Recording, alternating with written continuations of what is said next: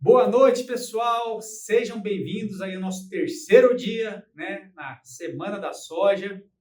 Hoje, né, nesse dia, nós iremos abordar um pouco, então, como comentei ontem, sobre preparo da área e plantabilidade, né? Então, como eu tinha comentado, essas aulas serão ministradas pelo professor Gil Câmara e pelo professor Paulo Arbex. O professor Paulo Arbex, eu acho que grande parte de vocês já conhece, ele é bastante atuante nas redes sociais, conhece muito de plantadeira, de plantabilidade, ele viaja muito no Brasil inteiro ensinando esse tema, né? E ele está participando do nosso curso, do Soja 100. Pessoal, o curso Soja 100 é um curso de grande sucesso, né? Já está indo para a segunda turma. Nós temos alunos do Brasil inteiro, de norte a sul do país, né, que fizeram o nosso curso.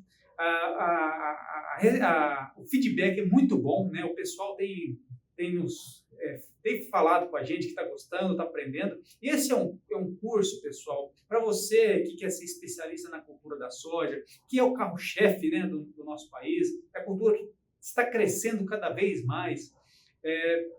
Para você que quer se tornar um especialista nessa cultura, a gente tem que conhecer de forma aprofundada, e é isso que a gente quer entregar no curso para vocês, um conhecimento de forma aprofundada de toda a cultura, desde a sua implantação, desde como a planta se desenvolve, passando pela nutrição da planta, passando pela colheita, passando pelos tratos fitossanitários. E para isso, pessoal, para abordar todos esses temas, nós temos, além do professor Paulo Arbex e do professor Gil Câmara, mais 5 professores que vão falar de várias etapas, né, dentro da sua especialidade. Nós temos professores do nosso curso que são professores universitários, pesquisadores de institutos e consultores, né, que estão na ponta, que estão vendo o que está acontecendo no dia a dia. Então, esse curso é para dar uma bagagem técnico, científica e prática para todo mundo que vai estar participando. Então, pessoal, a ideia, né, é apresentar para vocês, então, mais algumas aulas, né, que estão sendo ministradas no curso e falar para vocês, né, desse curso que é para tornar as pessoas, né, tornar o profissional engenheiro agrônomo um verdadeiro especialista na cultura da soja. Então, assistam mais agora essas próximas aulas com o professor Gil, que vai abordar um pouco sobre práticas corretivas. O assunto também é bastante amplo, mas vocês vão ver que o conteúdo que ele vai trazer na aula de hoje de bastante valia. E também o tema plantabilidade com o professor Paulo Arbex. Pessoal, espero vê-los aí no final dessa nossa aula. Espero que gostem. E para vocês que estão chegando agora, né, e que estão entrando aí na nossa transmissão, não deixe de dar um joinha, comenta e fale para a gente o que vocês estão achando aí, tá bom? Pessoal, até mais. Espero vê-los aí no final da aula. Um abraço. Abrindo esta aula com a parte introdutória.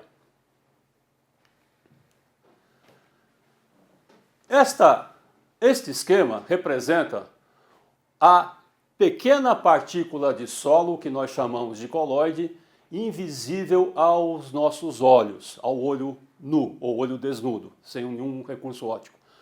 E é nesse coloide ou partícula de argila ou de matéria orgânica extremamente minúscula que nós encontramos ou que se encontram as cargas predominantemente negativas dos solos brasileiros, os solos tropicais brasileiros altamente intemperizados. E essas cargas, elas se originam basicamente por 3 processos. Os grupos fenólicos ou carboxílicos da matéria orgânica, com a evolução da sua composição, chegam num estágio em que uma série de cargas negativas são liberadas ou são disponibilizadas. Os minerais de argila, os sesquiócidos de ferro e de alumínio, cuja presença é altíssima nos solos brasileiros, à medida que esse intemperismo vai evoluindo, cargas desses minerais vão surgindo. Como predomina a fração mineral do solo em relação à fração orgânica, é por isso que nós temos forte participação dessas cargas de minerais nos nossos solos. embora por unidade a quantidade de cargas num colóide de matéria orgânica seja muito maior. E aquela substituição isomórfica é um tipo de substituição que ocorre nos cristais, nos minerais.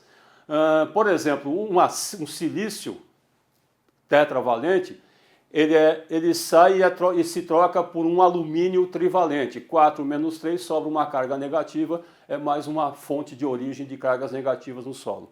Só que essa substituição isomórfica é permanente, enquanto as outras são alteráveis, ou seja, nós podemos aumentar a quantidade daquelas cargas fenólicas, carboxílicas ou de sesquiócidos através do manejo do pH do solo, através da correção da chamada acidez do solo.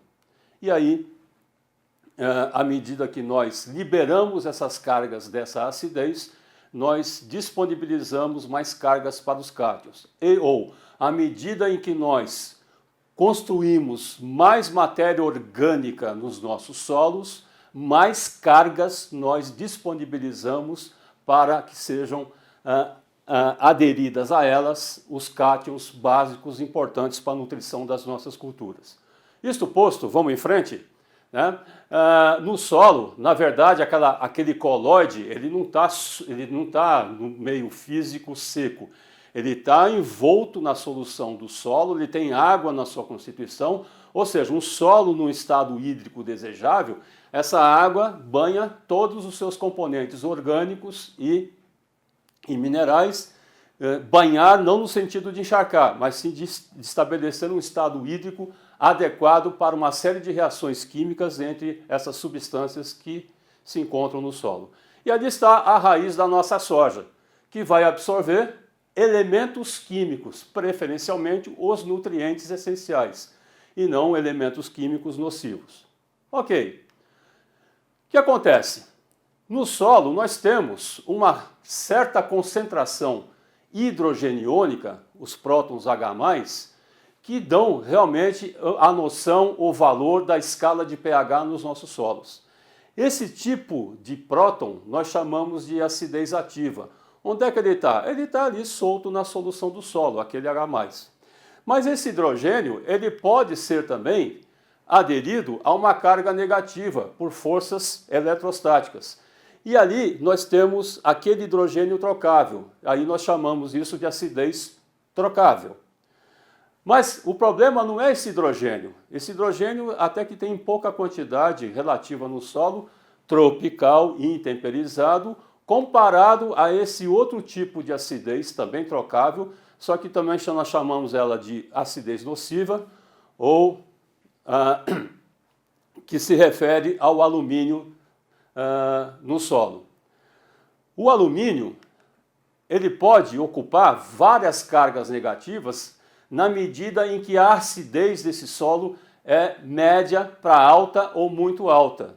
E ocorrendo maior quantidade de átomos de alumínio, maiores quantidades de cargas serão ocupadas por esse alumínio, prejudicando a disponibilidade de cátions básicos para as nossas culturas. Mas ele não fica só ali, ele vai ficar também em solução, na solução do solo. E é aí que ele acaba sendo absorvido pela raiz como um elemento químico, só que ele é extremamente nocivo. Um outro elemento que é nutriente essencial, chamado manganês, em solos ácidos, ele também pode ter uma concentração muito alta, havendo um excesso de manganês, ele pode atuar também como um elemento nocivo para as raízes de algumas espécies ou de alguns cultivares dentro de uma espécie, devido ao excesso desses átomos de manganês deflagrados por uma acidez muito alta. Tá bem? Mas aqui a gente vai destacar o alumínio, que ele é um grande problema realmente nos nossos solos.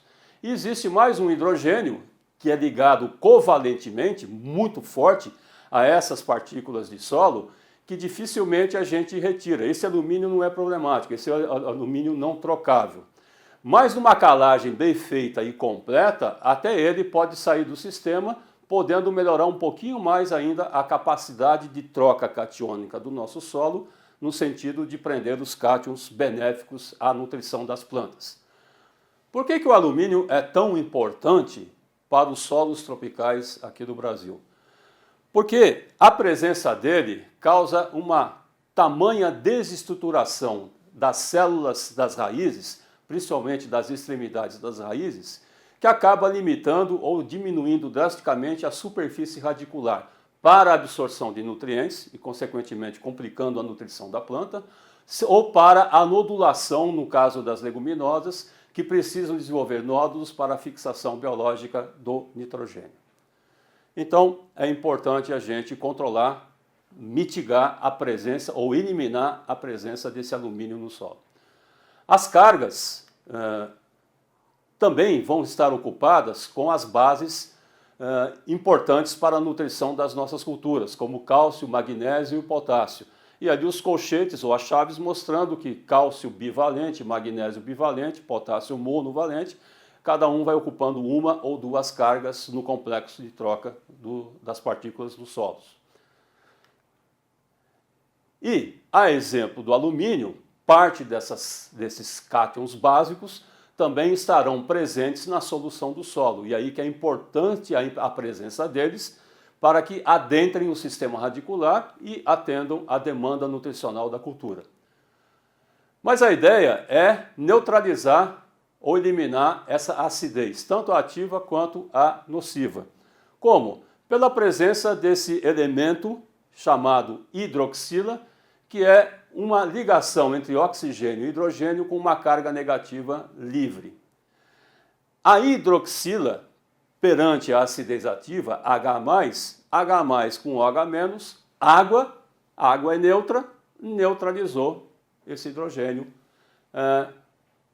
da acidez ativa. E no caso do alumínio 3+, nós vamos precisar da presença de 3 hidróxidos para neutralizar um átomo de alumínio da acidez nociva presente nesse solo. Portanto, ao formar trióxido de alumínio, quimicamente nós complexamos esse alumínio, neutralizamos a sua ação nociva e tiramos ele do sistema de troca e da solução do solo. Essa é a ideia de se trabalhar com corretivos agrícolas no sentido de corrigir o pH do solo, neutralizando o alumínio, a acidez ativa e liberando cargas para as bases. Como os corretivos eles são ricos ou relativamente ricos em cálcio e magnésio, nós, ao corrigirmos um solo, substituímos o alumínio nocivo pelo benéfico cálcio, pelo benéfico magnésio. E o potássio vem depois através da adubação potássica da cultura. Então, havendo uma boa correção do solo, olhando a tela, nós tiramos do sistema a acidez ativa, tiramos a acidez nociva e a calagem, que é um processo de distribuição e incorporação de alguns tipos de corretivo, fornece maior quantidade de bases e aumentando então a disponibilidade de cátions benéficos que vão ocupar aquelas cargas negativas da CTC do solo e vão estar presentes na solução do solo para absorção pelas raízes. Então aqui nós temos todo um processo esquemático de correção do solo. Só corrige o solo um produto chamado corretivo que libera uma grande quantidade de hidroxilas nesse solo. Muito bem. Ainda na parte introdutória, uma outra figurinha que todo mundo aqui conhece, né, mas que é importante a gente sempre recuperá-la, porque isso é base e a gente não pode esquecer da base. Nós temos aqui no eixo da abscissa o eixo da a escala de pH do solo, expresso em água ou em cloreto de cálcio 0,01 molar, tá bem? E o eixo do Y, nós temos a disponibilidade crescente de elementos químicos à medida que esse solo se torna mais ácido à esquerda do gráfico. E a seta destaca, realça a faixa de pH adequada para a maioria das culturas agrícolas, onde se inclui a soja. Muito bem, quando nós fazemos a correção da acidez do solo, alteramos o pH para a direita, o que acontece? Como nós vimos nas imagens anteriores, o alumínio, que é a linha preta, é o primeiro que sai da jogada. Ele passa a ficar indisponível às plantas, numa faixa de pH mais fraca, ali de 6 a 6,5 em água ou de 5,4 a 5,9 em cloreto de cálcio. Olha que interessante as bases do próprio solo, né? À medida em que a gente elimina, ou melhor dizendo, reduz a acidez, nós melhoramos a disponibilidade das bases do solo. E é lógico, estamos colocando mais bases, cálcio e magnésio, através do corretivo.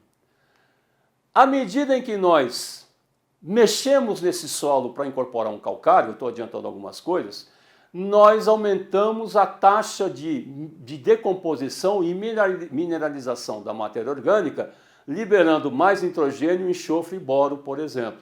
Então observe na curva de disponibilidade desses elementos, diretamente relacionados à matéria orgânica, como na faixa de 6 a 6,5, eles se apresentam mais disponíveis às culturas, ok?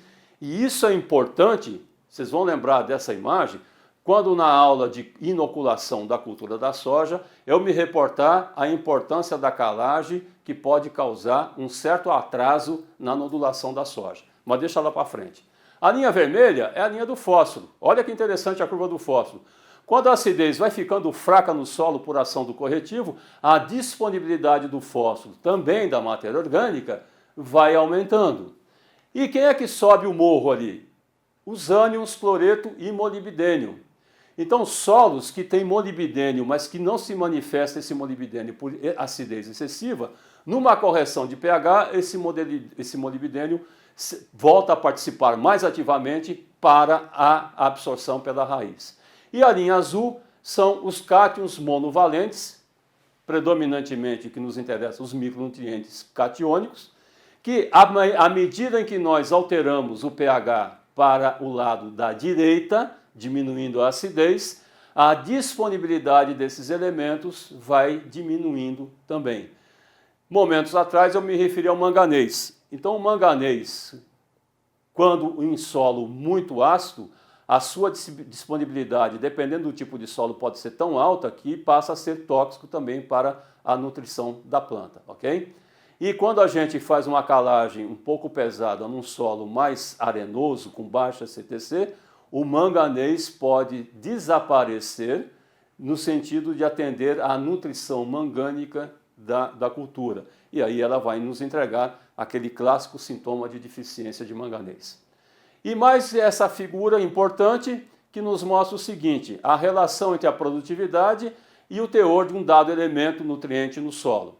À medida em que o nutriente no solo aumenta da esquerda para a direita, a curva de produtividade relativa ou de rendimento relativa também aumenta, que é essa curva aqui, essa linha preta, crescimento quadrático, que tende a estabilizar num dado nível de nutriente no solo. Muito bem.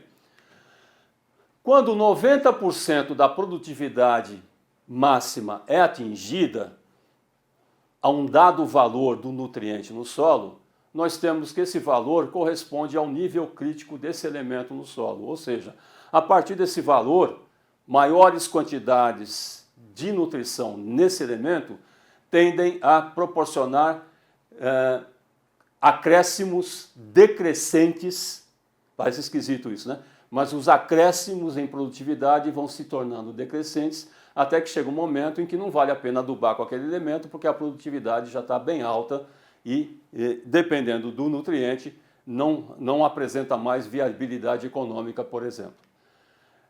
Antes do teor de nível crítico, à esquerda, nós temos as classes de muito baixa a média fertilidade daquele elemento no solo.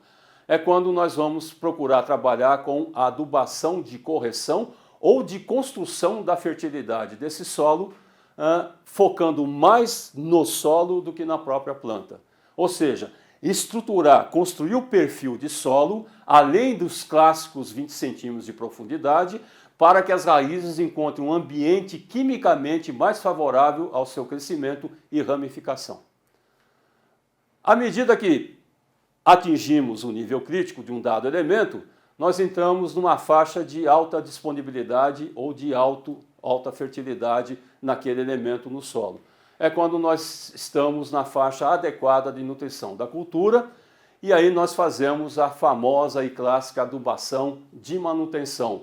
O foco maior é na planta, porém sem esquecer o solo, sem negligenciar a fertilidade que foi construída até esse momento. E mais adiante, evoluindo para um estágio de muito alta fertilidade daquele elemento naquele solo, nós temos então a ideia de fazermos a adubação de reposição. Ou seja, enquanto a manutenção trabalha com uma expectativa de produtividade, a reposição eu tenho a produtividade, identifico quanto de nutriente está naquela tonelada de grãos e quanto que aquilo está sendo exportado. E com base nessa informação, eu calculo uma adubação de reposição daqueles nutrientes. Muito bem, isto posto, vamos entender a necessidade de calagem e de gensagem, que é o foco dessa nossa atividade de hoje.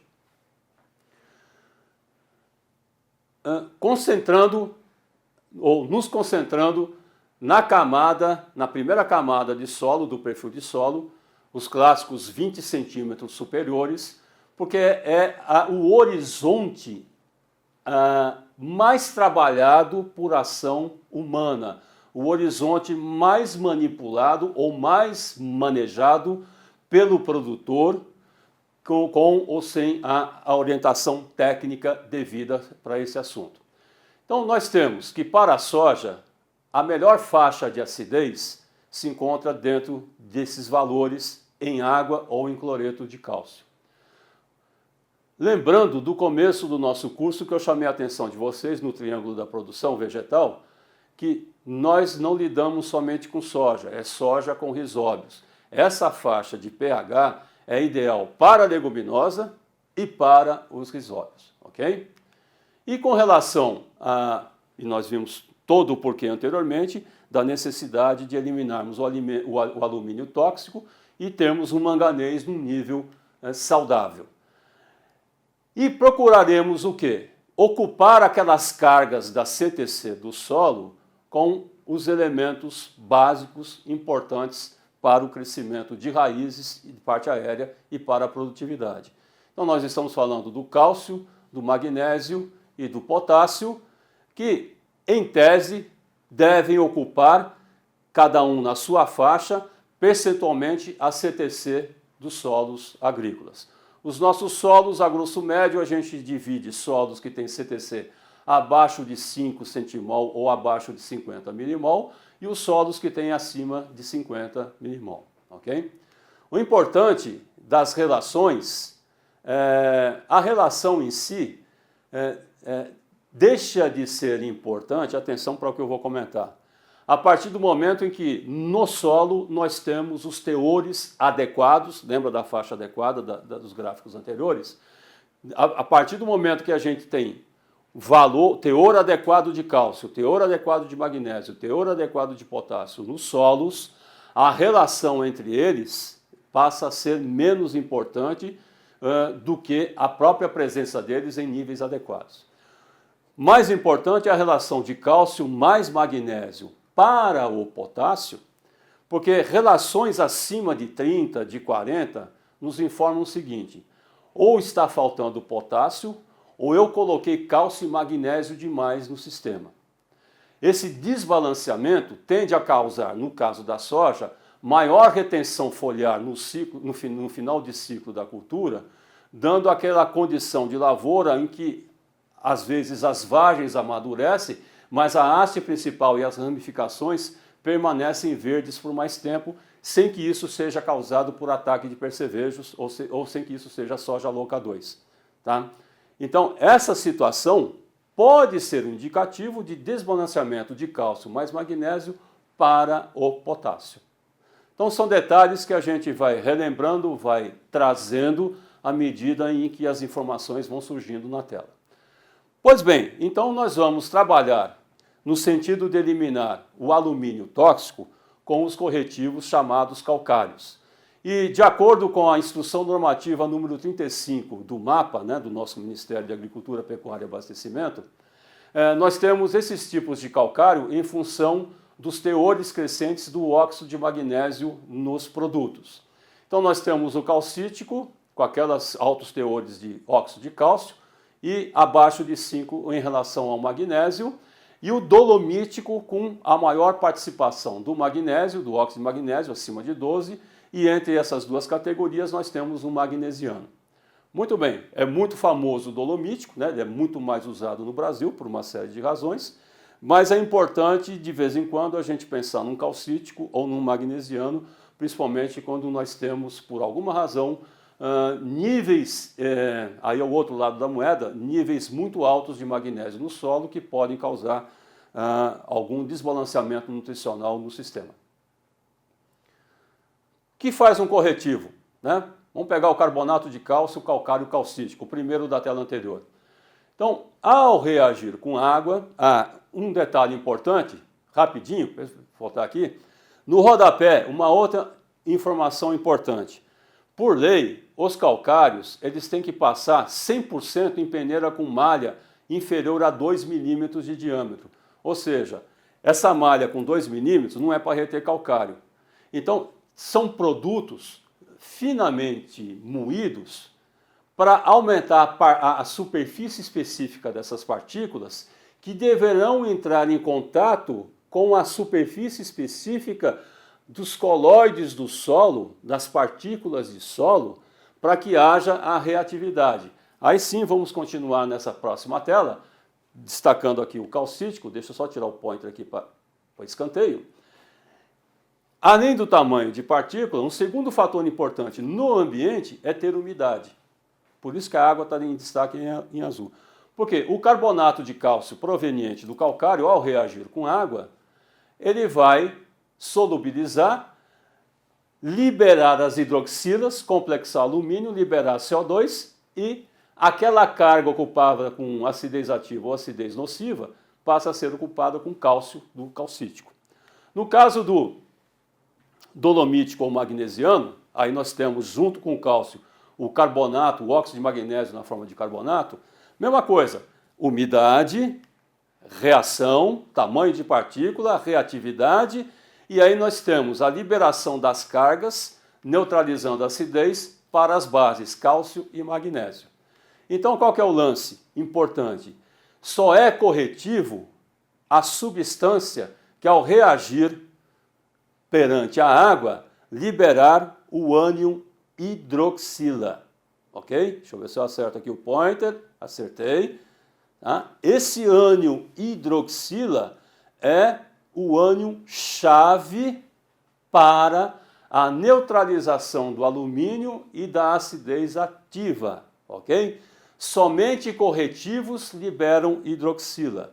O gesso, que é o próximo a aparecer aqui, que é o sulfato de cálcio biidratado, ele é muito fácil de dissociar o sulfato do cálcio e o ânion sulfato, ele tem uma particularidade muito interessante, que é a mobilidade vertical do perfil do solo.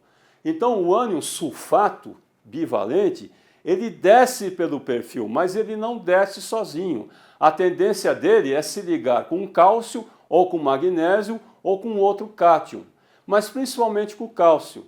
Principalmente do cálcio proveniente da calagem bem feita. Então o que acontece? Devido à ausência de mobilidade do cálcio, do calcário, do elemento cálcio no perfil do solo, nós concentramos operacionalmente a calagem, pelo menos nos primeiros 20 centímetros do solo, através de um mecanismo operacional de incorporação desse calcário. Abaixo dos 20, nós vamos ter que trabalhar com o gesso agrícola, porque o ânion sulfato, ao pegar um cálcio do próprio gesso ou cálcio de uma calagem, ele leva abaixo dos 20 centímetros esse cálcio. e lá embaixo ele volta a se dissociar. Aí o sulfato vai pegar um alumínio abaixo dos 20 centímetros e neutralizar esse alumínio da subsuperfície do nosso solo. Ao neutralizar esse alumínio, libera espaço para o cálcio e estimula o crescimento das raízes além dos 20 centímetros. Então, construir perfil de solo tem por objetivo básico melhorar a condição desse perfil de solo além dos 20 centímetros tradicionais de profundidade, para que as raízes das nossas culturas consigam crescer num volume de solo maior, tolerando melhor a ausência de água, veranico, e aproveitando melhor os nutrientes minerais que se encontram naquele volume maior de solo, melhorando, consequentemente, a nutrição da cultura. Tolerância à seca e melhoria na nutrição, inevitavelmente vai se refletir em ganho de produtividade agrícola de forma significativa. Essa próxima tela eu gosto muito dela, um trabalho clássico do Dr. Tanaka e Mascarenhas do IAC, um latossolo vermelho escuro, em que eles compararam a calagem com a gessagem. Então, na primeira metade superior dessa tela, nós temos doses crescentes de calcário, de 3 em 3 toneladas até um limite de 9, e na metade inferior, doses crescentes de gesso de 2 em 2 toneladas até o limite de 6 toneladas.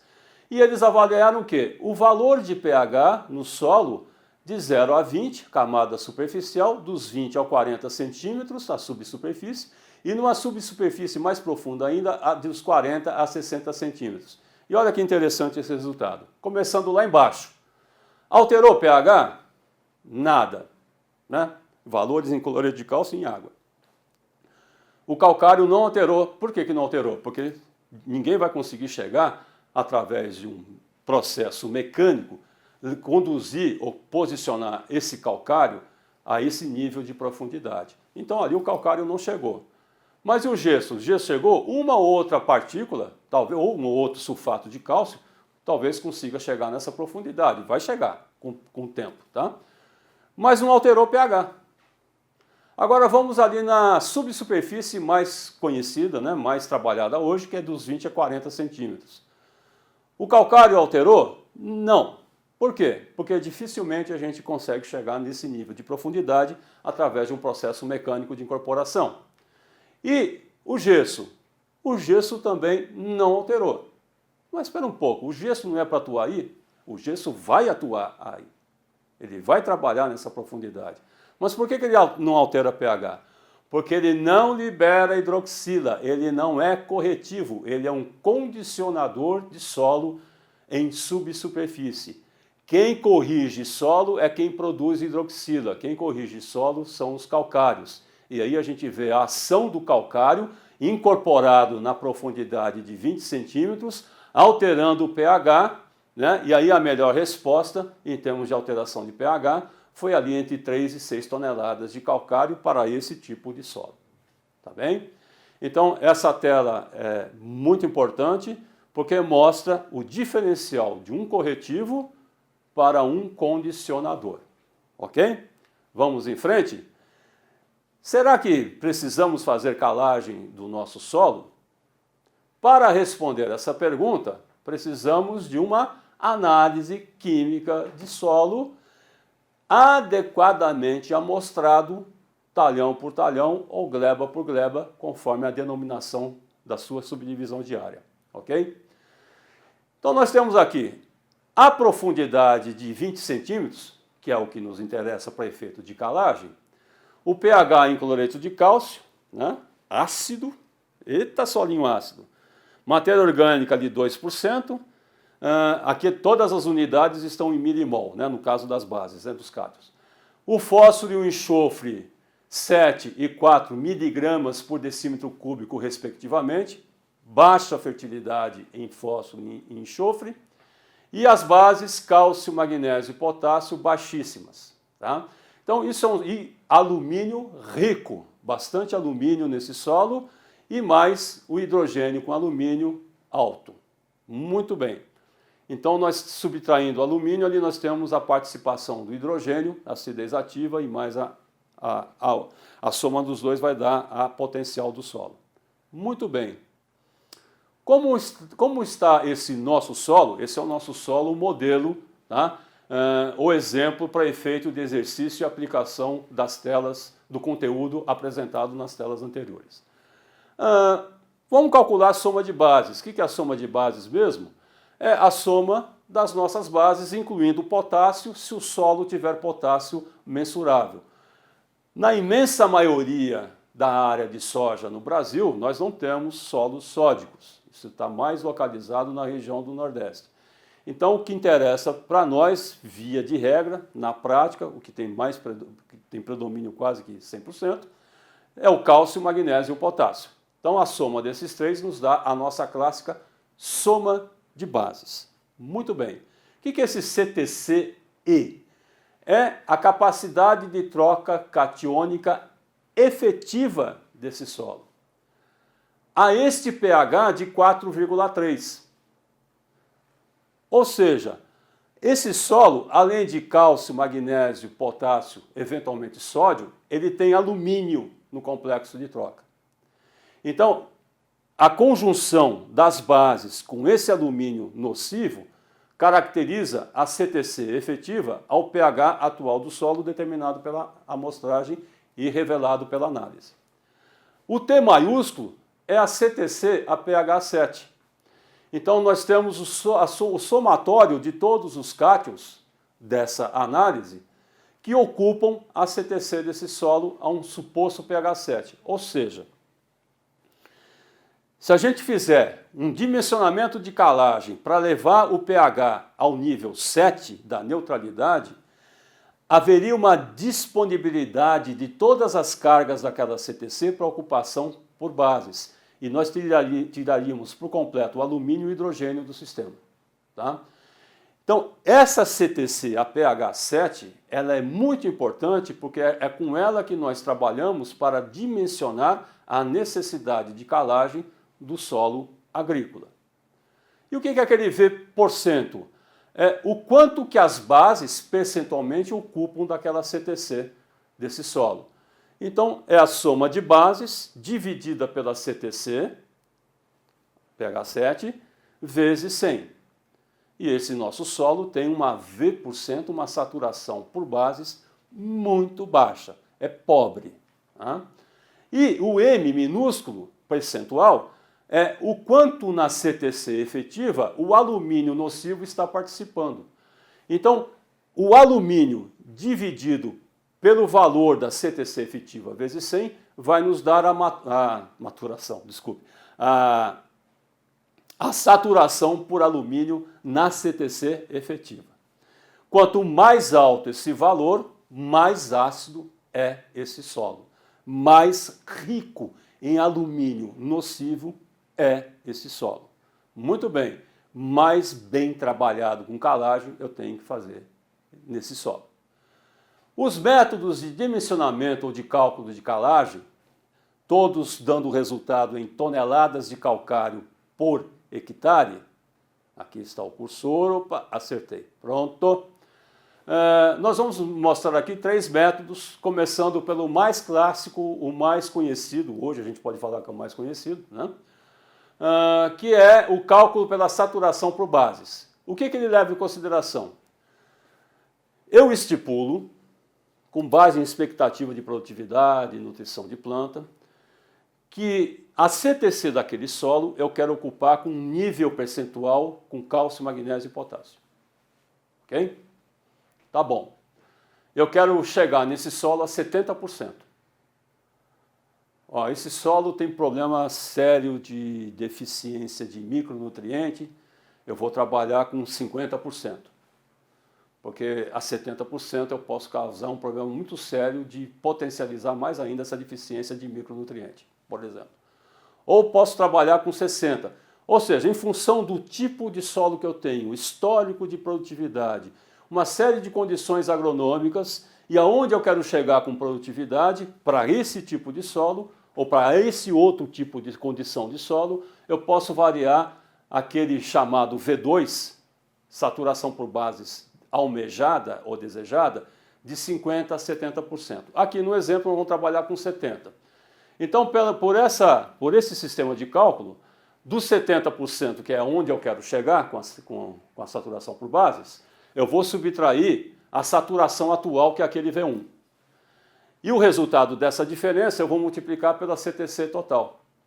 E vou dividir pelo PRNT do calcário, que eu vou trabalhar, o corretivo, multiplicado por 10, porque as minhas unidades estão à base de milimol de carga. Se fosse centimol, esquece aquele 10, tá bem?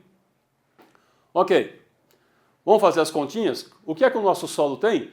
Ele tem uma V% de 11,9, subtrai de 70, e tem uma CTC, pH7, de 47,7, multiplica por ela. Divide por um calcário que eu vou assumir aqui com 83% de PRNT, e nós vamos ter esse resultado no numerador e no denominador. Fazendo essa equação, resolvendo essa equação, nós vamos chegar à necessidade de 3,3 toneladas de calcário por hectare, ou 3.333 quilos de calcário por hectare, desse calcário com 83% de PRNT. Tá bom. Simples assim. A gente sempre fez isso. Agora eu vou multiplicar esse 3,3 por 1,5. Opa, professor, por que você vai fazer isso? Tem uma razão para eu fazer isso.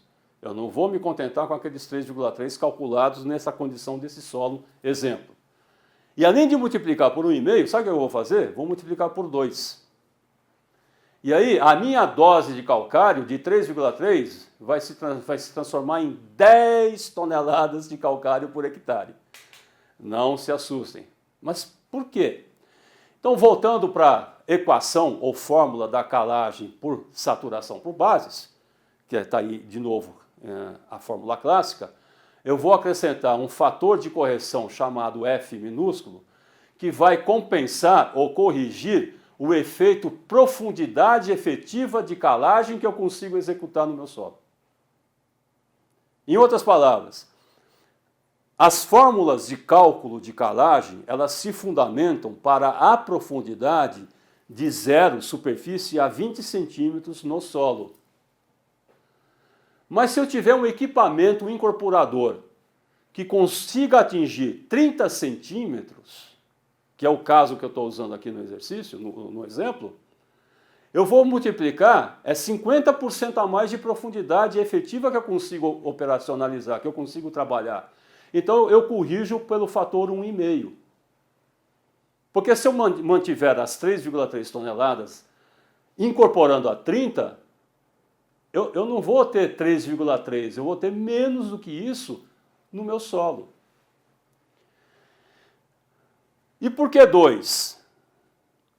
Multiplicar por 2 em função das últimas informações técnicas que surgiram aqui pelo JIT e parceiros, né?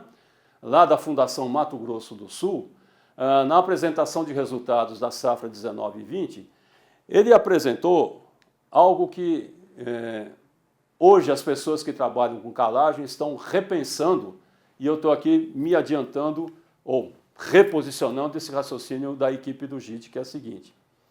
Eles fizeram uma calagem na área experimental deles, de estudo deles, usando um calcário com 36% de óxido de cálcio, 85% de PRNT, na expectativa, fazendo os cálculos estequiométricos, que tempo depois dessa calagem, depois desse calcário reagir com o solo, o nível de cálcio nesse solo expresso em milimol de carga deveria atingir 5,44. Passados 32 meses, a realidade mostrou que praticamente eles atingiram apenas a metade do planejado, a metade do almejado.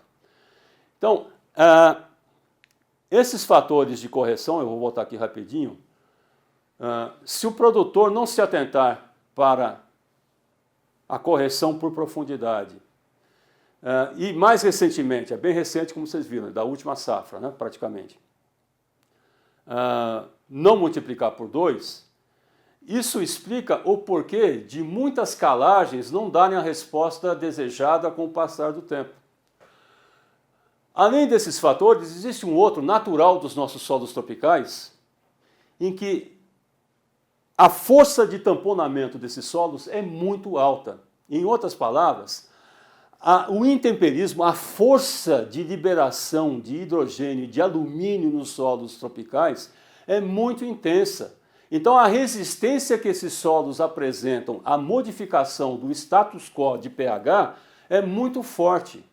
Então, somando isso, mais a profundidade e mais esse resultado extremamente interessantes, é por isso que aqui, para vocês, no Soja 100, nós estamos apresentando uma atualização ou um reposicionamento do cálculo de calagem, para a gente pensar, né? Para a gente estudar mais, pesquisar mais e validar isso. Mas eu achei muito interessante e a minha tendência é concordar com esse sistema, é adotar esse sistema, por exemplo. Tá? Eu gosto muito desse sistema da saturação por bases, particularmente. Tá? Um outro método é a elevação dos níveis de cálcio e de magnésio no solo, assumindo como nível crítico do somatório dos dois os 35 milimol de carga para ambos. E aí tem essa fórmula é mais antiga, eram outros valores que o pessoal adotava no passado, atualizando, né, os estudos de ciência do solo, de fertilidade, mostraram que a gente pode trabalhar e deve trabalhar com valores mais altos. 30 a 35, no caso, 35. De 35 desejados, subtrai os atuais teores de cálcio e magnésio nesse solo. A diferença eu multiplico por 10, um fator de ponderamento em função da unidade. E aplico o fator F de correção de profundidade e multiplico por 2, porque com o passar do tempo a resistência à mudança de pH é muito forte para o solo. Então, aplicando os mesmos princípios dessa fórmula da elevação dos níveis de cálcio e magnésio e fazendo um exercício com o nosso solo de exemplo, né, nós chegamos a um valor de 10,8 toneladas por hectare, muito próxima do cálculo anterior. E um terceiro método que surgiu na cana-de-açúcar, aqui pelo professor Witt e outros colegas que estão no rodapé ali, elevar a participação do cálcio na CTC do solo à metade, a 50%. Muito bem, para isso nós pegamos a CTC do nosso solo, calculamos 50% dela, subtraímos o teor de cálcio que se encontra nela no momento, a diferença, ali 560 corresponde ao peso molecular do óxido de cálcio, divido pela percentagem de óxido de cálcio no calcário que eu vou trabalhar, o resultado eu multiplico pelo fator de correção de profundidade e duplico ou dobro a dose pelas considerações que eu já fiz anteriormente. Usando o nosso solo modelo ou de exercício ou de exemplo, CTC do nosso solo, se não lembrar, volta na tela lá atrás, 47,7, ele tem 4 milimol de carga de cálcio, faz a conta, multiplica pela relação, eu estou trabalhando aqui nesse exercício aula com calcário com 32% de óxido de cálcio, multiplico por 1,5 por 2 e vou chegar a um valor mais alto de 12,6. Resumo da ópera, os 3 métodos apresentados anteriormente nos entregaram os 2 primeiros 10 toneladas, a 10,5, arredondando, e 2 toneladas a mais, 2,5 a mais no terceiro método. Há uma sugestão, né, de se procurar usar o método que proporcione a dose maior, porque nós teremos uma chance maior de atingir o objetivo que é neutralizar aquela acidez nociva e potencializar a disponibilidade de bases para a cultura. Fica aí para vocês pensarem, né, raciocinarem em cima desses 3 métodos, né, e para a condição de cada um, ver qual que poderia ser a melhor alternativa ou a melhor base de cálculo. Olá, pessoal! Gostaram da aula do professor Gil? Então, antes de partirmos aí para a aula do professor Paulo Herbrecht, nós traremos aí um trecho para vocês, né, da aula dele. E antes de partirmos, então, para a aula do professor Paulo Herbex, eu só gostaria de deixar um recado para vocês. Amanhã, no nosso último dia, nós traremos 4 professores, né, para falar, 4 professores do nosso curso que irão falar para vocês sobre os mais variados temas, né? Amanhã nós teremos o professor Guilherme Oll, ele é consultor da Séries Consultoria, ele atua em Primavera do Leste, Mato Grosso, tá? É uma pessoa de grande experiência, né? Prática do dia a dia, e ele vai falar sobre manejo de pragas, né? Ele vai abordar sobre isso na aula de amanhã. Também traremos o professor Eros Francisco, que falará sobre nutrição da cultura da soja. Também teremos a participação do professor Pedro Cristofoletti, né, que é professor, né, foi professor da Exalc por muito tempo, que vai falar sobre manejo, né, de controle de plantas daninhas. E também outro assunto muito relevante, muito importante, que é essencial para se obter boas produtividades da cultura da soja, que é a tecnologia de aplicação, né? E teremos um dos maiores especialistas na área, né, que é o professor Hamilton. Então, pessoal, espero, né, que vocês assistam, aproveitem a aula agora do professor Paulo Herbex. Nos vemos amanhã. Não esqueçam de dar o joinha, dizer se gostaram da aula e aproveitem bastante o conteúdo. Nos vemos amanhã. Forte abraço e boa noite a todos. Fala, galera do agro, professor Paulo Herbex falando, e hoje a gente vai falar sobre qualidade de semeadoras, plantabilidade da soja, na aula de hoje, né? Fazendo uma apresentação breve aí, eu sou professor de mecanização da Unesp de Botucatu, ministro aulas para o pessoal da agronomia, pessoal da zootecnia, pessoal da engenharia florestal, e a gente fala sobre mecanização agrícola, né? Junto com outros 2 professores, a gente faz parte do NEMPA, que é o Núcleo de Ensaios de Máquinas e Pneus Agrícolas, e um dos legados que eu tenho, né, é o GPD, o Grupo de Plantio Direto, meu grupo de pesquisa, né, do qual eu sou fundador, coordenador, presidente. A gente desde o começo está com o GPD, e que bastante gente conhece, é um grupo muito conhecido nas mídias sociais, né? É um grupo muito conhecido, a gente faz um trabalho de extensão magnífico que eu vou mostrar para vocês com plantabilidade, tá? Então vamos começar já falando sobre o que é essa tal plantabilidade, qual que é a importância da plantabilidade nas nossas vidas, no nosso dia a dia aí da cultura da soja. Eu queria começar mostrando o seguinte, ó, isso aqui é uma pesquisa do Dr. Rui Casão, uma das referências que a gente tem na área de mecanização, na área de semeadoras principalmente, né? O Rui Casão, ele fez uma pesquisa no ano passado e olha o que ele constatou, que na soja 40% erra na regulagem da plantadeira, tá? Então isso aí é muita coisa, isso aí desperta o interesse, né, que a gente tem de fazer um plantio bem feito. Então, se tem muito erro, a gente tem que minimizar esses erros, tá certo? Então, e essa pesquisa foi feita no Paraná e no Mato Grosso do Sul, não são em regiões que não têm agricultura forte, né? Pelo contrário, aí são nas regiões de altíssima tecnologia. Então, você imagina naquelas regiões que a gente tem menos tecnologia, tá? Outra pesquisa importante, né? Outra informação importante que a gente tem é a respeito do SESB, né? Que é uma referência para todo mundo em relação a altas produtividades de soja. Olha o que eles dizem ali, olha na tela o que eles dizem ali, né? Ó que bacana, colocamos aí zoom para vocês verem, né? O que o pessoal do SESB diz? Que associando semente de qualidade com velocidade, ou seja, com plantabilidade boa, né, a média de produção da soja chega de 6 a 8% a mais, tá? Então, é assim, ó, é fácil da gente imaginar que o que a gente tem de velocidade, ó, de 5 a 6 km por hora, né? É o que é a realidade no campo hoje? Não é, tá certo? Não é a realidade no campo. Hoje é a realidade do campo, a gente planta muito mais rápido que isso. E esse é um dos fatores que interfere na plantabilidade que a gente já vai ver, tá? Só mostrando, vocês viram, né? Vocês viram na semana passada o campeão lá, o seu Laércio da Lavecchia, né?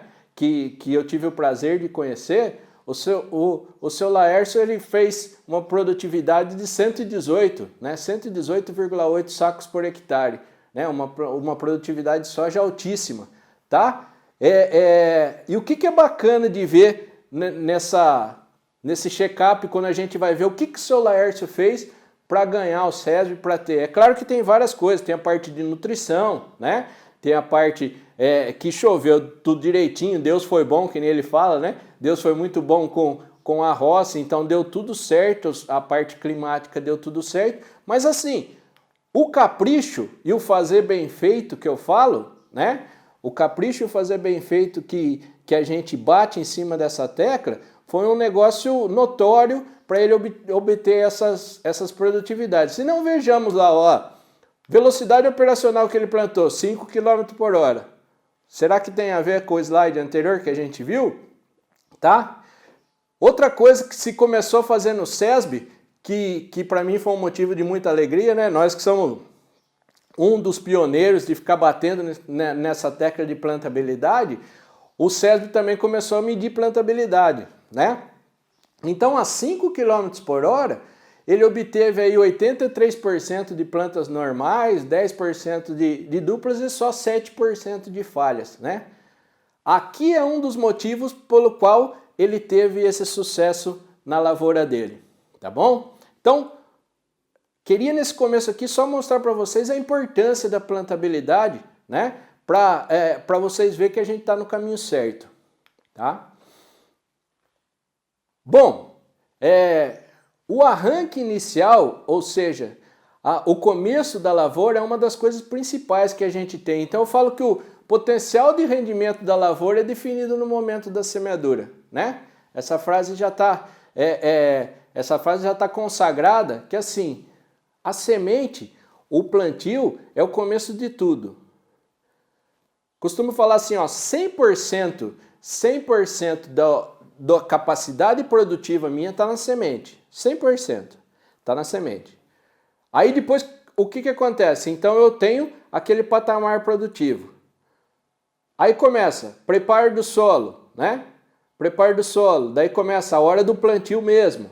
Depois, tratos culturais, depois colheita, armazenamento, comercialização. Daí eu só vou perdendo aquele potencial produtivo meu. Cada perda que eu tenho, eu vou perdendo potencial produtivo. Então, quanto menos perda eu tiver, melhor, tá? Para expressar todo aquele potencial que eu tenho na semente. Outra comparação legal que eu faço é assim, ó, que o plantio é como se fosse uma corrida de moto. Olha que bacana. Então tá todo mundo perfilado lá, né? Se eu arrancar bem, aí é só eu manter, né? Então quem arranca bem, a probabilidade de chegar em primeiro, ela cresce, a probabilidade é muito alta, tá certo? Então, nessa corrida de moto, assim, ó, arranquei bem, depois é só manter. É diferente de eu ter um plantio mal feito, daí eu vou largar lá atrás e depois eu tenho que ir recuperando. Entenderam? Então eu faço esse paralelo com uma corrida de moto aí que fica bem bacana, né? Aquele todo mundo perfilado ali, tá? Vamos lá. Vamos calcular. Pega uma calculadora aí, que eu tenho certeza que acho que a maioria aqui nunca fez essa conta, para mostrar mais uma vez a importância da plantabilidade. Se eu pegar 1 hectare, peguei 1 hectare, e 1 hectare tem 10 mil metros quadrados. Eu dividi pelo espaçamento da minha cultura, então não sei quanto que você planta aí. A soja a gente planta de 50, 45, né? Eu coloquei de 50 centímetros aqui, de meio metro de espaçamento entre as linhas. Se eu pegar 10 mil, dividir pelo espaçamento da cultura por 50 centímetros, o que vai dar? 20 mil metros lineares. É a mesma coisa se eu fosse emendando, fosse plantar com uma linha só, fosse emendando uma linha na outra, eu vou andar 20 mil metros lineares por hectare, tá? Vamos supor, você pega aí a semeadora que você tem também, né? Uma semeadora a mais vendida hoje no Brasil que são de 11 linhas, tá? Se a gente pegar os 20 mil metros e dividir pelas 11 linhas, eu tenho o total por linha de 1.818 metros por linha por hectare, né? Então, cada carrinho da minha semeadora, cada linha, cada carrinho, ele vai lá e anda 1.818 metros por linha por hectare, tá? Vamos dizer, um plantio mais ou menos aí, o pessoal, de 150 a 200 hectares por linha. Vamos colocar 200 hectares por linha, fizer 1.818 vezes 200 hectares por linha, o que vai acontecer? Olha só, 363.600, ou seja, cada carrinho, turma, ele vai andar na média de 363 quilômetros. Imagina assim, ó, eu pegar uma linha da minha semeadora e sair plantando 363 quilômetros. A pergunta que eu faço, será que precisa de manutenção? Com certeza precisa, tá?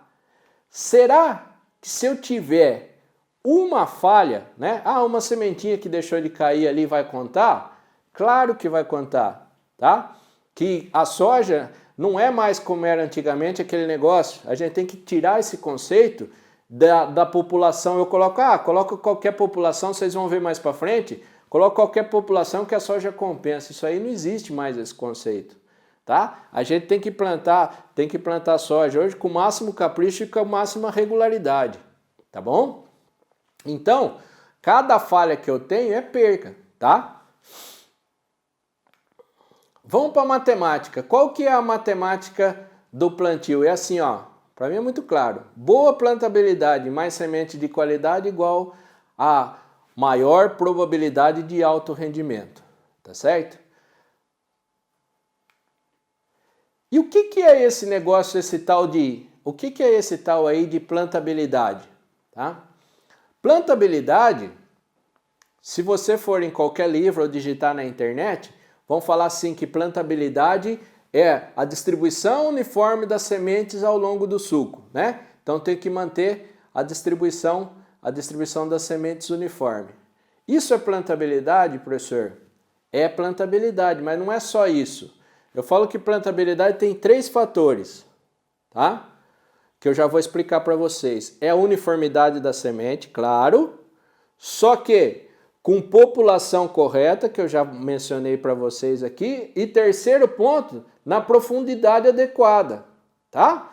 Então, ó, distribuição das sementes no sulco uniformemente, na população indicada, né, conforme o posicionamento daquela minha variedade, e na profundidade correta, né? Que é outra coisa que a gente vai discutir aqui, vocês vão ver bem legal, que assim, ó, cada vez mais com o advento do plantio direto, né, os fabricantes de semeadoras estão batendo em cima da profundidade, porque estão querendo melhorar a profundidade, porque com o plantio direto, com a palha, eu tenho profundidade de tudo quanto tenho semente em tudo quanto é profundidade. Isso aí é horrível para a minha plantabilidade e para o meu rendimento final, tá? Para a emergência, tá certo? Vamos falar alguma coisa sobre esses itens aí, tá? Olha isso aqui, ó que bacana, ó. Se eu pegar, ó, isso aqui foi o meu amigo Thiago Borges lá da Mundo Ar que mandou, ó. Então vamos lá, ó. 9 plantas por metro e 13 plantas por metro do lado de cá. Olha a diferença de vagens por planta que deu. Isso aqui vai refletir na produtividade, tá certo? Então isso aqui é muito claro, a diferença de produtividade entre uma e outra.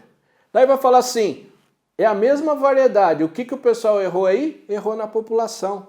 Então por isso que eu tenho uma população indicada, né? Eu tenho uma população indicada e eu devo manter aquela população.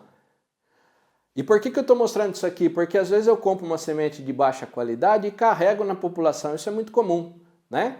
O pessoal vai lá e compra uma semente de pior qualidade e carrega na população. Daí vai dar nisso daqui.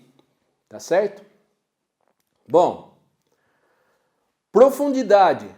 Profundidade, como eu já falei, também é outro ponto, né? que a gente tem uma profundidade correta, que eu devo colocar a semente. Na soja de 3 a 4 centímetros, na maioria das ocasiões. É claro que se eu tiver um solo arenoso ou um solo argiloso, eu já tenho diferença por causa da umidade, tá? Mas na média, falando um dado médio aqui de 3 a 4 centímetros, tá? O que acontece geralmente? Eu dou muita pressão no carrinho, a semente afunda, então ela vai muito profunda. Professor, eu tenho muita palha. O que acontece? Acontece isso aqui, ó, né? Da foto de baixo aqui, ó. Então tem muita palha, daí vai lá e a semente fica na palha. Isso aqui é bem comum de acontecer, né? Por falta de pressão no carrinho. Ou senão quando eu não consigo cortar a palha direito, daí a semente fica envelopada, que a gente fala, né? O que eu quero, professor? Eu quero essa aqui, essa foto de cima, todo mundo na mesma profundidade, tá? Então, muito legal falar sobre isso. Esse conceito de profundidade e de população, tá certo? Outros conceitos da plantabilidade que a gente tem é o quê? Na definição, né? Quando eu falo assim, uniformidade de sementes, então isso aqui para quem trabalha com plantabilidade é o beabá, tá? O conceito de plantabilidade é assim, ó, quando eu tenho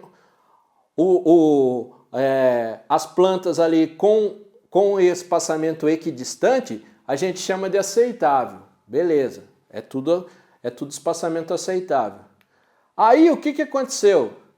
Eu começo a ter uma má distribuição, isso aqui acontece geralmente por excesso de velocidade, tá certo? É excesso de velocidade ou quando o carrinho chacoalha demais, o que eu vou ter? Eu começo a ter dupla, tá? Começa a ter dupla, começa a ter semente uma junto da outra, tá? E o pior dos mundos é quando não cai semente, né? Que a gente vai ver quando que acontece isso aí. Quando não cai semente, que a gente tem uma singulação muito ruim, isso aqui é o pior dos mundos. Faltou semente, o que vai acontecer? Eu tenho falha, tá? E como a gente já discutiu aqui, né? E que é importante falar, né? Não existe mais aquele negócio assim, ó, jogo qualquer população que a soja se adequa, ela tem uma plasticidade. Tudo bem, ela pode ter um efeito compensatório, mas não é igual antigamente, tá certo? Que dava, você jogava uma população menor, daí a soja engalhava pra caramba, tal. Hoje o ciclo é rápido, principalmente essas sojas mais precoces, né? O ciclo é muito rápido, então você planta, ele é aquele pezinho ali, então eu tenho que tratar, por isso que chama singulação, eu tenho que tratar singular, cada uma, tá? Bom, aí vocês podem estar perguntando assim, professor, mas o que acontece se eu tiver falha e dupla? Primeiro, né? Primeiro conceito é assim, ó. Professor, tem como eu ter 100% de espaçamento aceitável? Não tem como ter, tá? É impossível no campo, a não ser que eu plante com a mão, e não é isso que eu vou fazer. Então, é impossível ter 100% de aceitável. Eu vou ter dupla e falha. Qual que é o nosso desafio? Minimizar a quantidade de dupla e falha. Por quê, professor? Porque se eu tiver falha, eu vou ter, vocês já viram, eu vou ter perda de produção e outra coisa, né? Aonde não tem planta, aonde tem vazio assim, ó, aonde tem vazio, o que acontece? Tenho água, tenho nutriente, tenho sol, vai lá, a planta daninha começa a vir. Então todo vazio vocês vão ver que a planta daninha cresce, tá? E se, não, vou carregar na população. Carreguei na população, se eu tiver planta dupla, do jeito que está na foto de baixo aqui, ó, o que começa a ter? Começa a ter planta dominada, tá? Então as duas começam a competir, então uma vai crescer mais que a outra. Eu tenho gasto a mais com semente, eu tenho perda de produtividade, mesma coisa, porque duas juntas não vai dar a mesma produtividade do que duas no espaçamento ideal. Tá? Segunda coisa, né? Outra coisa que pode acontecer, quando eu carrego muito meu estante, eu loto muito de planta, ela começa a estiolar, a soja começa a crescer demais, daí eu vou ter mais problema, tá? Principalmente com o defensivo chegar lá embaixo, com tecnologia de aplicação, né? Eu tenho muito problema quando eu tenho um excesso de plantas, tá? Bom, a pergunta que eu faço é assim, ó, qual que é a sua avaliação de plantabilidade? Qual é a sua avaliação? Então a gente tem que ter, né? A gente tem que ter uma métrica. Eu falo isso, a gente não reinventa a roda, né? O que a gente fala são os detalhes, né? Costumo falar em todo lugar que eu vou, eu falo assim, ó, não tem invenção, não tem nada mágico. O que a gente faz? Avaliar, né? Como é que eu posso avaliar minha plantabilidade, professor? Preciso de altíssima tecnologia? Não. O que eu preciso? 2 mãos e uma trena. E um celularzinho agora, tá? Que todo mundo tem. Para quê? Para sair plantando, eu paro a semeadora e vou lá, é o que está fazendo aqui, ó. É o que nós estamos fazendo aqui, ó. Eu vou lá, paro, desenterro as sementes, tá certo? E aqui o que eu vou ver? Aqui eu vou ver população, eu vou ver equidistância, eu vou ver profundidade. Então eu passo a trena aqui, ó, eu já tenho uma métrica, né? Para ajudar ainda, a gente desenvolveu esse aplicativo aqui, que nada mais é que uma tabelinha. É uma tabelinha de Excel, tá? Basicamente é isso. Que eu vou lá, vou colocando os dados, isso aqui ajudou demais. Porque não precisamos ir com o computador lá na roça, né? Eu vou com o celular e vou digitando os dados aqui, eu já faço minha plantabilidade. Qual é o meu coeficiente de variação? Quanto que está dando? Quanto que está dando a variação entre um talhão e outro, entre um plantio e outro? Tá? Quanto está dando de dupla e quanto que está dando de falha? Por que é importante isso, professor? Eu pergunto, né? Qual que é a sua avaliação de plantabilidade? Porque a hora que, quanto mais eu avalio, menos eu erro. Por exemplo, eu tenho meu dado do ano passado, eu fui corrigindo. Qual que é o meu desafio? É melhorar o que foi feito no ano passado. Tá? Como é que eu vou melhorar? Daí tem as técnicas, ó, vou diminuir a velocidade, vou regular melhor minha plantadeira, né? Vou regular melhor meu disco de corte, vou plantar em outro tipo de palhada. Então o importante é a melhoria contínua, fazer avaliação para eu ter uma melhoria contínua, tá? Alguém pode estar perguntando assim, ô professor, e quanto que é um coeficiente de variação? Eu tenho certeza que essa pergunta vem, quanto que é um coeficiente de variação ideal? Né? Mais uma vez, ó, depende da minha população. Vê se vocês conseguem entender. Eu não fico em cima do muro. Tá aí, ó. Dado médio, soja menor que 50%, milho menor que 30%. Só que alguém pode estar perguntando assim, ô professor, dá para eu chegar nos 30% na soja, por exemplo? Se você fizer um plantio caprichado, dá. Tá certo? Vai depender da minha população. Eu não consigo comparar populações, entenda bem, o coeficiente de variação, não dá para você comparar o número, né, com populações diferentes. Tá certo? Então não pode ser o mesmo da soja para o milho. Por quê, professor? Vou dar um exemplo, ó. Na soja, se eu tenho 10 plantas por metro, eu tenho uma planta a cada 10 centímetros, certo? 1 centímetro que eu erre na soja vai dar 10% de diferença, tá? Agora no milho, eu coloco, sei lá, 3 plantas por metro, entre uma planta e outra vai estar 33 centímetros. 1 centímetro é quase nada, é 3%. Então por isso que o coeficiente de variação do milho ele tem que ser mais estreito e o da soja ele pode ser maior. Alguém pode estar chegando e falar assim, ah professor, mas 50% na soja é muito, tá? É muito? Vai lá no campo e vai tentando diminuir esse coeficiente de variação. Mas é isso aí que a gente vê no campo geralmente, tá? Bom, vamos falar agora os fatores que interferem na boa plantabilidade. Então, nós entendemos já o que é plantabilidade e como a gente avalia a plantabilidade. O que a gente vai falar agora? Nós vamos falar sobre os fatores que interferem nessa plantabilidade. Então, eu costumo separar em solo e planta, insumos e máquinas, né? Então a gente tem, poderia ficar aqui o dia inteiro falando sobre esses fatores. Eu separei em 3 fatores principais, ó. Fatores ligados ao solo e à máquina, fatores ligados ao solo e planta, fatores ligados aos insumos, que é importantíssimo, vocês vão ver, e os fatores de máquina, regulagem, tá? Vamos lá, algumas coisas aqui relacionadas ao solo e planta, tá? Umidade interfere?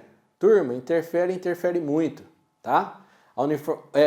Por exemplo, eu vou dar um exemplo para vocês. Solos mais argilosos, né? Eles são mais férteis, todo mundo sabe disso. Porém, eles são mais pegajosos. Por exemplo, isso aqui é o solo do Lajeado, ó, que a gente tá lá na Unesp, ó. Dá uma olhada, ele tá um pouco úmido, o que vai acontecendo? Ele vai aderindo na máquina. Então, o solo com alta umidade, né? Um teor de água do solo alta, vai acontecer isso aqui na semeadora. Tá? Isso aqui é comum acontecer na semeadora. Então a gente tem que tomar cuidado, porque eu vou ter problema de embuchamento, né? Outra coisa importantíssima, a umidade da palha, tá? A palha, para ser cortada, ela deve ser seca, tá certo? A palha, ela deve ser seca. Então a gente não pode cortar a palha úmida, que vai acontecer embuchamento. Quer ver outra coisa legal para falar? Que a gente começa a associar as coisas. Lembra que eu falei de profundidade, né? Eu falei de profundidade, que a gente deve manter uniformidade na profundidade. Sabe onde que começa essa uniformidade na profundidade de semente? Lá na colheita. Ô louco, professor. Mas o que tem a ver a colheita com o plantio? Vou explicar para vocês. Ó, isso aqui é bem legal de se mostrar, ó. Então eu estou colhendo e eu estou formando leiras, né? Então eu tenho leiras onde tem mais palha e onde eu tenho menos palha. O que vai acontecer? Aonde tem mais palha, eu preciso ter maior força, né? Maior pressão para poder penetrar o disco. Quando tem menos palha, eu preciso de menos pressão. Então o que seria o ideal, né? Que eu estou mostrando aqui, ó. Um picador espalhador de palha seria o ideal para eu espalhar. Quanto mais uniforme a palha espalhada ali na colheita, melhor. Olha que bacana, será que a gente já parou para pensar nisso? Tá? Então eu tenho que manter a uniformidade da palha, que daí eu consigo uma profundidade mais uniforme, mais homogênea. Tá? Além, né, quando eu não tenho a palha uniforme, tá certo? Eu tenho faixas de produtividade. Pode medir isso aí, ó. Onde eu tenho mais palha, geralmente eu tenho maior produtividade, e onde eu tenho menos palha, eu tenho menor produtividade, tá? Como eu falei, ó, dessecação e plantio, tá? Então a dessecação, ela tem que ser bem feita, tá? E como é que eu vou cortar bem essa palha, professor? Eu só vou cortar bem essa palha se a planta estiver seca, né? O pior dos mundos é quando a palha está úmida. Quando ela está murcha, vamos dizer assim, ela está meio amarelada, tá? Então, para fazer um plantio bem feito, eu devo cortar com a palha seca, né? Vamos falar agora o que acontece no campo. Ah, professor, não deu certo, não consegui fazer uma dessecação, antecipadamente. O que você vai fazer? Planta com ela verde e desseca, tá? O pior dos mundos é eu chegar e dessecar um tempo antes, sei lá, dessequei uma semana antes e ela tá meio amarela. Por quê? Porque o disco de corte vai bater e não vai cortar. A palha vai ficar plástica, ela vai envelopar ali, tá? Não vou ter um corte preciso.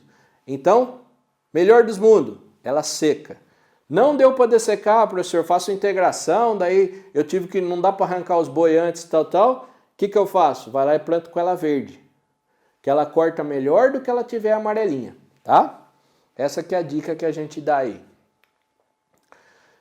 Em relação aos insumos, né? Em relação aos insumos, importante, professor, importantíssimo, qualidade dos insumos. Vou falar para vocês o que aconteceu. Quando a gente começou a fazer esse trabalho nas fazendas, né? Trabalho de inspeção das máquinas, a gente mirou na semente, né? Falava assim, nossa, tem muito erro de plantabilidade ligado à semente. E se eu falar para vocês, a gente acertou no adubo. Por quê? Miramos na semente e acertamos no adubo, porque eu tenho muito mais falha na distribuição do adubo do que de semente, tá? E isso é uma coisa assim que a gente fica, uma descoberta que a gente teve, né? Por quê, professor? Então vamos lá, qualidade de semente. Já falei a importância da qualidade de semente, né? Então, semente em sistema industrial ou semente on-farm, feito ela preparada ali próprio na fazenda, dá uma diferença, geralmente dá uma diferença muito grande, tá certo? E o adubo? O adubo, Ó como é fácil de entender, ó. Se eu não tiver uma granulometria uniforme do adubo, se eu não tiver uma uniformidade das partículas, né? O que vai acontecer? A semeadora ela não fica parada, turma, e eu não ando no asfalto, eu ando na terra e a semeadora ela vai batendo, né? Vamos lá, se ela vai batendo, o que vai acontecer com o adubo? Segregação, ou seja, o pó cai primeiro, as partículas mais finas caem primeiro e as partículas maiores ficam no fundo do depósito, tá certo? Tem trabalhos que a gente mostra que eu saio colocando uma fórmula no começo do plantio e chego lá no final do depósito com outra fórmula. Por quê? Porque caiu primeiro o pó e ficou as partículas maiores ali, tá? Ou se não, vocês sabem que o adubo ele tem higroscopicidade, então forma pedra, né? Do jeito que está na mão ali, né? Vocês estão vendo. Então, é importantíssimo eu fazer esse cuidado que eu tenho com o adubo, tá? Uniformidade de adubo 100%. E por isso, turma, que a gente faz o quê? A gente faz uma distribuição de insumos, né? De linha a linha. Quando a gente vai fazer uma inspeção, a gente faz a distribuição tanto de semente quanto de adubo, a gente faz linha a linha. Tem produtor que fala, professor, mas por que fazer isso? Se fizer de um lado do outro, tirar a média não está certo? Sabe por que a gente faz isso? Eu falo assim, 20 minutos, meia hora, não é que a gente vai perder, a gente vai ganhar. Porque eu consigo apontar aonde está o meu erro, né? Aonde está o meu erro. Quer ver alguns exemplos de inspeções que a gente já fez no campo? Ó que legal, ó. Ó que legal. Então vamos lá, ó. Por exemplo, né? Aqui, quantidade de semente. Ó o que eu quero mostrar para vocês, ó. Então, se eu pegar a média, ó, 11,1, e quanto que ele estava querendo colocar? 11 sementes por metro. Pô, tá reguladinha. Pela média está regulada. Mas o que acontece? Ó, tem lugar caindo 13 e tem lugar caindo, tem a linha 5 aqui, está caindo 7 sementes. Tá? Então tem lugar com 13 e tem lugar com 7 sementes. Ó que loucura. Vamos para o adubo. Outra coisa legal, ó. Se eu der uma olhada de linha por linha aqui, ó, tá tudo reguladinho, não tá? Tá tudo bonitinho, ó. Dá na média de 220 quilos por hectare, está caindo basicamente isso, né? De linha por linha. O que tem de defeito aí, professor? Quanto que o produtor queria colocar? 285 quilos, tá? Aqui que tá o defeito. E o que foi esse defeito aí? Depois na inspeção a gente vê. Eu coloco uma relação de transmissão, as duas engrenagens, eu olho na tabela lá, professor, não é para usar a tabela? Claro que é para usar a tabela, mas é por onde eu começar. Então, aquilo ali foi feito para um tipo de adubo. Então, conforme a granulometria no meu adubo, pode dar diferença da tabela. Então, eu não posso confiar plenamente na tabela. Para que serve, professor? Por onde eu começar. Então, coloco aquela transmissão, né? aquela engrenagem motor e movida, é o que me indica dar 285 kg. O que eu ia fazer? Eu vou lá e faço linha a linha aqui, eu falo, peraí, tá caindo 220, então eu tenho que aumentar minha quantidade. Tá certo? Isso aqui é muito legal, né? De mostrar. Então, não posso confiar plenamente na minha relação de transmissão. E outra coisa, fazer linha a linha é legal, né? É legal fazer linha a linha porque qual que é esse dado que me dá? Me dá o erro, né? O erro e o acerto de cada linha. Eu lembro uma palestra que eu fui, eu estava falando, né? Do que acontece desse linha a linha, né? Daí eu falei assim, por que no pulverizador você faz bico a bico, a regulagem, e na semeadora você não faz linha a linha? Aí teve um produtor que levantou a mão lá, falei assim, o que foi, né? O senhor tem alguma dúvida? Ele falou assim, professor, quem falou que a gente faz bico a bico no pulverizador? Então, essa aí foi o público começou a rir, né? Então, assim, ó, os cuidados, eu falo o capricho, né? O capricho que a gente tem, que tem que ter com a semeadora, tá? Então, turma, basicamente, são esses fatores que interferem a plantabilidade,